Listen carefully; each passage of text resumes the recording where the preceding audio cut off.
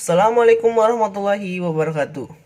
Kepada Dewan Juri, pengatur waktu, penonton, dan tim oposisi yang saya hormati, izinkan saya Wirandi sebagai pembicara pertama dari tim SMA Negeri 1 Sindang Indramayu akan akan membahas mosi kita hari ini, yaitu Dewan ini menyesalkan masuknya e-sport sebagai cabang olahraga olimpiade.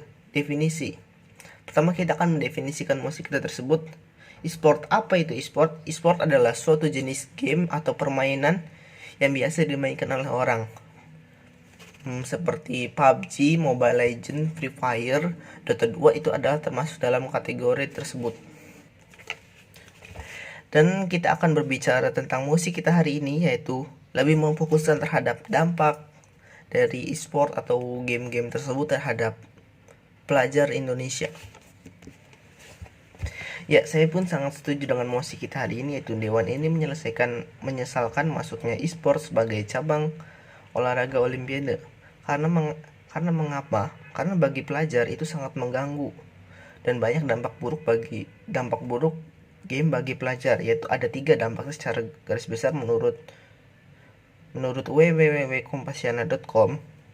Dampak game bagi pelajar yaitu ada 3. Pertama adalah bagi kesehatan pelajar tersebut, yang kedua adalah bagi konsentrasi belajar siswa tersebut, yang ketiga adalah dampak sosial yang diterima ketika seorang pelajar bermain game terus-menerus. Yang pertama kita adalah bahas dari dampak game bagi pelajar, yaitu menurut www.detiknews.com bahwa dampak game bagi pelajar adalah pertama adalah kesehatan mata.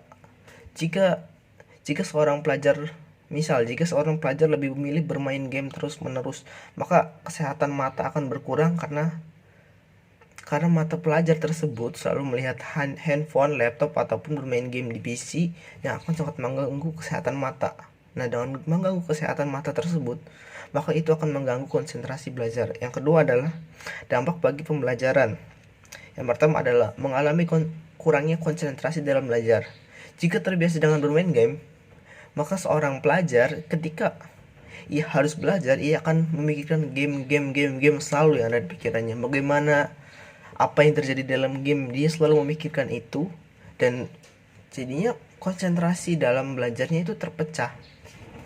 Ia tidak fokus pembelajaran, seharusnya ia bisa fokus belajar, mengerjakan tugas dari guru dengan baik.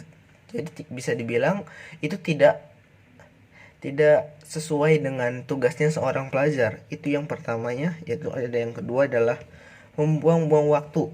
Nah, misalnya bagi siswa SMA kelas 12 itu yang suka bermain itu membuang-buang waktu, karena seharusnya ia bisa belajar untuk seleksi masuk ke perguruan tinggi negeri, tetapi ia menggunakan waktunya itu adalah suatu hal-hal yang sia-sia. Bisa dibilang harusnya dia bisa belajar, ada waktu belajar lebih untuk masuk seleksi perguruan tinggi negeri, tetapi ia lebih memilih memainkan game. Itu mungkin ia akan mengalami kegagalan dalam seleksinya. Adalah yang ketiga, dampak sosial. Maksud dari dampak sosial ini apa gitu? Menurut kompasiana.com, dampak sosial bagi seorang pelajar dalam bermain game adalah ketika jika ia sudah kecanduan game, ia akan lebih memilih bermain game di rumah dibanding bermain dengan teman-teman sebayanya. Maka dengan itu teman sebayanya menganggap, wah ini main game terus nih, gak enak gitu, tidak sosialisasi, tidak bisa berbicara, tidak asik gitu. Dan mungkin akan banyak dikucilkan, atau dalam bahasa sekarang adalah no life, tidak ada kehidupan. Ia hanya berfokus pada gamenya saja. Ia tidak memahami lingkungan sekitarnya, tidak bergabung, tidak bergaul. Kebanyakan seperti itu. Dan selain dalam belajarnya, dalam sosial itu, dan saya sangat setuju dengan musik kita hari ini, yaitu bahwa dampak buruk bagi pelajar itu sangat buruk gitu bermain game itu. Dan jika misalnya dimasukkan dalam cabang olimpiade, itu menurut saya tidak baik, karena dengan dampak buruk yang telah tadi saya sebutkan argumen-argumen saya yang telah sebutkan, dampak buruk game bagi pelajar, masa tuh harus dimasukin ke dalam olimpiade? Menurut saya itu sangat-sangat tidak cocok. Sangat-sangat tidak cocok dah, pokoknya jangan dah. Harusnya lebih berfokus pada pembelajaran.